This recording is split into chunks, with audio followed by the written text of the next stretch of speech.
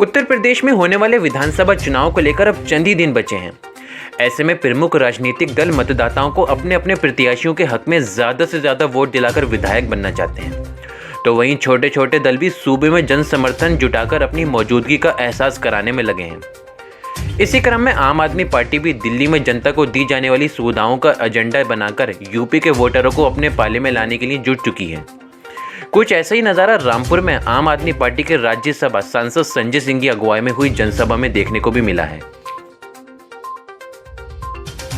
कि अपने शहर की हिफाजत पे उतर आए हैं, अपने शहर की हिफाजत पे उतर आए हैं, देख दीवाने शहादत पे उतर आए हैं। जनपद रामपुर वैसे तो समाजवादी पार्टी के कदावर नेता एवं लोकसभा सांसद आजम खां का राजनीतिक एतबार से मजबूत किला माना जाता है। इसका कारण ये भी है कि यहाँ से वे खुद सांसद हैं और उनकी पत्नी शहर विधायक हैं और उनके पुत्र अब्दुल्ला आजम खां स्वार विधानसभा क्षेत्र से निवर्तमान विधायक हैं और वहीं उनके करीबी नसीर अहमद खां चमरवा विधानसभा से विधायक हैं।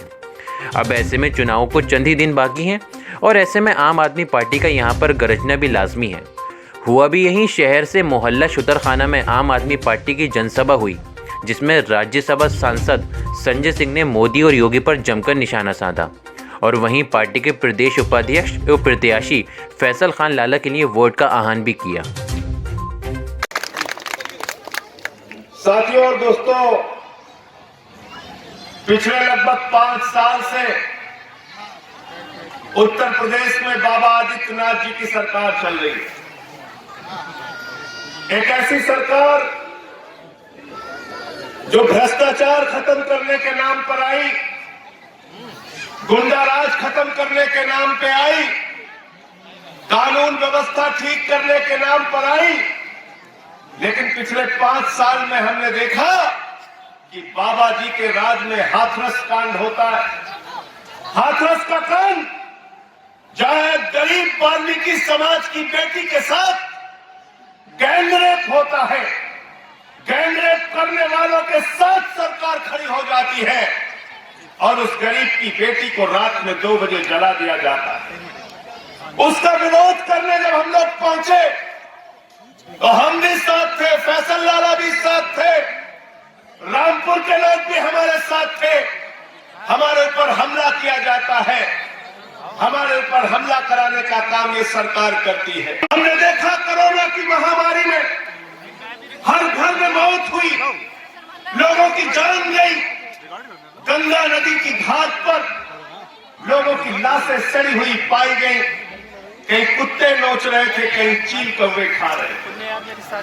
हमने देखा इस सरकार में कोरोना की महामारी में जब लोगों की जान जा रही थी, उस वक्त आदित्यनाथ की सरकार 800 का ऑक्सीमीटर 5000 में खरीद रही थी, 1600 का थर्मोमीटर 13000 में खरीद रही थी और 8 लाख रुपए के लिए बच्चों का वेंटिलेटर जो आता है वो 22 लाख रुपए में खरीद रही थी। यानी ये सरकार कोरोना की महामारी के दौरान भी दलाली और भ्रष्टाचार में डूबी हुई थी। ये भ्रष्टाचारियों की सरकार है, भ्रष्टाचार दूर करने वालों की सरकार नहीं। एक ऐसी सरकार उत्तर प्रदेश में चल रही है, जब भी मैं कोई इनका घोटाला खोलता हूं मेरे ऊपर मुकदमा लिख देते हैं। बाबा जी ने 21 मुकदमा किया, मेरे ऊपर 21 मुकदमा और राष्ट्रद्रोह का मुकदमा अलग लगा दिया। 21 मुकदमा लगाया, पार्टी का दफ्तर बंद करा दिया, घर पे पुलिस वालों को भेज दिया, बोले संजय सिंह कहां है, उसको पकड़ना है। मैं दूसरे दिन विधानसभा के अंदर पहुंच गया, मैंने कहा बाबा जी मैं यहां हूं, मुझे पकड़ के दिखाओ। करो अंदर मुझे, जेल में डालो। यह आम आदमी पार्टी का कार्यकर्ता है, यह जो सर पे टोपी लगा के निकलता है तो बड़े बड़े जालिमों से टक्कर लेने का हौसला रखता है। तुम्हारे मुकदमों से, तुम्हारी लाठी से, तुम्हारी गोली से हम लोग डरने वाले लोग नहीं। एक ऐसी सरकार इस देश के अंदर चल रही है जो खुलेआम कर रही है हम 6.5 लाख करोड़ रुपए देश की संपत्तियां बेचकर कमाएंगे। ये मैं नहीं कह रहा, ये मोदी जी की सरकार कर रही है। जो अपने आप को देशभक्त कहते हैं वो लोग कह रहे हैं, अरे देशभक्त तुम नहीं हो जो देश को बेचने का काम करते हो। देशभक्त वो है जो अपने खून पसीने से देश को आगे बढ़ाने का काम कर रहे हैं। ये रामपुर के लोग, ये उत्तर प्रदेश के लोग जो श्रम करते हैं, मेहनत करते हैं, जो किसान है, मजदूर है, वो देशभक्त है। क्या बेच रहे हो? रेल बेच रही है सरकार, स्टील अथॉरिटी ऑफ इंडिया बेच रही है, सेल बेच रही है, कोल इंडिया बेच रही है, बीपीसीएल बेच रही है, एलआईसी बेच रही है, सड़क बेच रही है, बिजली बेच रही है, पानी बेच रही है, स्टेडियम बेच रही है, एफसीआई बेच रही है, और तो और पूरा हिंदुस्तान बेचने में ये सरकार लगी हुई है। ये देश बेचने वालों की सरकार है। मैंने सदन के अंदर कहा था, मोदी जी जो अपने बाप दादा की संपत्ति को बढ़ाते हैं वो सपूत कहलाते हैं, जो बाप दादा की संपत्ति को बेचते हैं वो कपूत कहलाते हैं। एक कपूत सरकार हिंदुस्तान में चल रही है। इसलिए मैं कहना चाहता हूं, हमें जागना हो, हमें होशियार रहना पड़ेगा। कौन से लोग हैं जो चुनाव प्रचार में आपके पास आते हैं? केजरीवाल जी आते हैं, वो क्या कहते हैं? भाइयों और बहनों, स्कूल होना चाहिए कि नहीं होना चाहिए, अस्पताल होना चाहिए कि नहीं होना चाहिए, फ्री बिजली होनी चाहिए कि नहीं होनी चाहिए, नौजवानों के लिए रोजगार होना चाहिए कि नहीं होना चाहिए। नरेंद्र मोदी जी आते हैं, योगी बाबा आते हैं, तो क्या कहते हैं? गांव गांव में शमशान होना चाहिए कि नहीं होना? कहते हैं कि नहीं कहते? इतनी बड़ी मनहूस पार्टी है, गांव गांव में शमशान बना। हमें शमशान नहीं चाहिए, हमें अपने बच्चों के लिए अच्छे स्कूल चाहिए जिसमें नमक रोटी नहीं, अच्छे खाने दिए जाए। बोले सब कुछ फ्री करना, ये राशन भी फ्री, बिजली भी फ्री, पानी भी फ्री, ये कैसे सब कुछ फ्री? मैंने कहा मोदी जी चलो शुरू करते हैं, योगी जी आइए मिलकर शुरू करते हैं। सबसे पहले प्रधानमंत्री की फ्री बिजली बंद करो। होना चाहिए कि नहीं होना चाहिए? भाइयों और बहनों, प्रधानमंत्री की बिजली बंद होनी चाहिए कि नहीं होनी चाहिए? आइए मिलकर योगी आदित्यनाथ की फ्री बिजली बंद करते हैं। मैं सांसद हूं, लेकिन मैं भी कह रहा हूं 5000 यूनिट महीने का फ्री बिजली मिलता है, हमको बंद करो फ्री बिजली।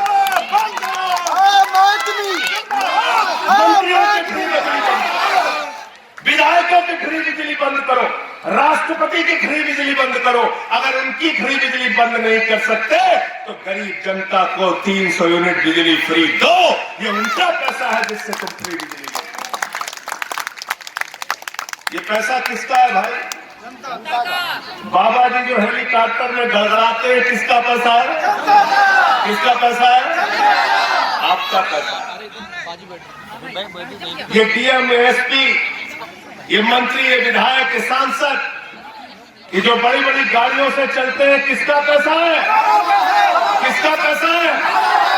तो केजरीवाल जी आपका पैसा आपके लिए लगाते हैं और भाजपा, कांग्रेस, सपा, बसपा वाले आपका पैसा लूट कर ले जाते हैं। ये बुनियादी फर्क है। तो रेगिस्तान का इलाका था, हंस और हंसनी परेशान हो गए। हंसनी ने अपने हंस से कहा, अरे हंस, ये किस इलाके में लेके चला आया? यहाँ न पेड़ है, न पौधे हैं, न झील है, न झरने हैं, न हरियाली है, न खुशहाली है। हंस ने अपनी हंसनी से कहा, प्रिय, हम लोग रास्ता भटकते भटकते रेगिस्तान में आ गए हैं, किसी तरह से शाम हो जाने दे, रात बीत जाने दे, सुबह हम लोग फिर हरिद्वार चले जाएंगे। दोनों भटकते रहे, शाम हुई, एक पेड़ दिखा हंस और हंसनी को। वो हंस और हंसनी उसी पेड़ के नीचे चले गए। उस पेड़ के ऊपर एक उल्लू बैठा हुआ था। उल्लू, जब रात हुई तो हंसनी ने फिर अपने हंस से कहा, अरे हंस, ये कैसा इलाका है? यहां तो कोई तरक्की हुई नहीं, ये तो रेगिस्तान का इलाका है, यहाँ न पेड़ है, न पौधे हैं, न झील है, न झरने हैं। न हरियाली है, न खुशहाली है। हंस ने फिर हंसनी को समझाया, प्रिय किसी तरह से रात तो बीत जाने दे, सुबह होगी हम लोग हरिद्वार चले जाएंगे। रात बीती, सुबह हुई, हंस अपनी हंसनी को लेकर हरिद्वार की तरफ चलने लगा। वो उल्लू पेड़ से नीचे आ गया, उसने हंसनी का हाथ पकड़ा और कहा कि मेरी पत्नी को लेकर कहां जा रहा है हंस? हंस हैरान हो गया, उसने कहा अरे मैं हंस हूं, ये हंसनी है, मैं इसका पति हूं, ये मेरी पत्नी है, तू तो उल्लू है, ये तेरी पत्नी कैसे हो गई? तो उसने कहा खामोश हो जाना, ये इलाका हमारा है, यहां के आदित्यनाथ हम ही है। जो कह दिया वो कह दिया, लेके जा नहीं सकते इसको। हैरान हो गया हंस, दोनों में झगड़ा हो गया, उल्लू और हंस लड़ने लगे। गांव की पंचायत बुलाई गई, कई गांव के लोग इकट्ठा हो गए, पंच आपस में बैठे। पंचों ने कहा भाई मामला क्या है? हंस ने कहा जी मैं हंस हूं, ये हंसनी है, मैं इसका पति हूं, ये मेरी पत्नी है। ये उल्लू कह रहा है हंसनी उसकी पत्नी है, आप ही लोग फैसला कर दो। पंचों ने कहा भाई बहुत गंभीर मामला है, थोड़ा चिंतन करना पड़ेगा, विचार करना पड़ेगा। पंच लोग किनारे गए, एकांत में बैठ गए। उन्होंने कहा भाई देखो हंस बात तो ठीक कह रहा है, हंसनी पत्नी तो हंस की है, लेकिन ये हंस और हंसनी तो अभी हरिद्वार चले जाएंगे, हम लोगों को तो रहना उल्लू के बीच में है, इसलिए फैसला उल्लू के हक में सुनाना। समझ गए आप लोग? पीछे तक सब समझ गए, ताली बजा दो जो लोग समझ गए। पंच लोग वापस आए, पंचों ने कहा भाई फैसला हो गया। हंस ने कहा जी क्या फैसला हुआ? बोले फैसला ये हुआ है कि हंसनी उल्लू की पत्नी है और हंस को गांव छोड़कर जाने की इजाजत दी जाती है। हंस रोने लगा, चीखने लगा, चिल्लाने लगा। उन्होंने कहा कैसे पंचों के बीच में आ गया? उल्लू को मेरी पत्नी दे दी, मुझे गांव छोड़ने को कह रहा है। रोकर, चीखकर, चिल्लाकर जब वो हंस आगे बढ़ने लगा हरिद्वार की तरफ, उल्लू फिर उसके पास गया, उसने हंस का हाथ पकड़ा, उसने कहा मित्र हंस रुको, कहां जा रहे हो? हंस ने कहा अरे उल्लू मेरी पत्नी ले ली, अब मेरी जान लेगा क्या? उसने कहा न तुम्हारी पत्नी लूंगा, न तुम्हारी जान लूंगा, लेकिन कल रात को जब तुम्हारी पत्नी ये कह रही थी ये इलाका वीरान क्यों है, ये इलाका रेगिस्तान क्यों है, यहाँ पेड़ पौधे हरियाली और खुशहाली क्यों नहीं है, तो मैं बताना चाहता हूं मित्र हंस, यहाँ ऐसे पंच रहते हैं जो उल्लुओं के हक में अपना फैसला सुना। रामपुर से इंशाउर रहमान खान के साथ तासीन मोहम्मद फयाज खान। और अभी तक आपने हमारा YouTube चैनल सब्सक्राइब नहीं किया है तो बिना देर किए सब्सक्राइब कीजिए और घंटी की आकृति का बटन दबाएं ताकि हमारा ताज़ा वीडियो अब तक सबसे पहले पहुंचे।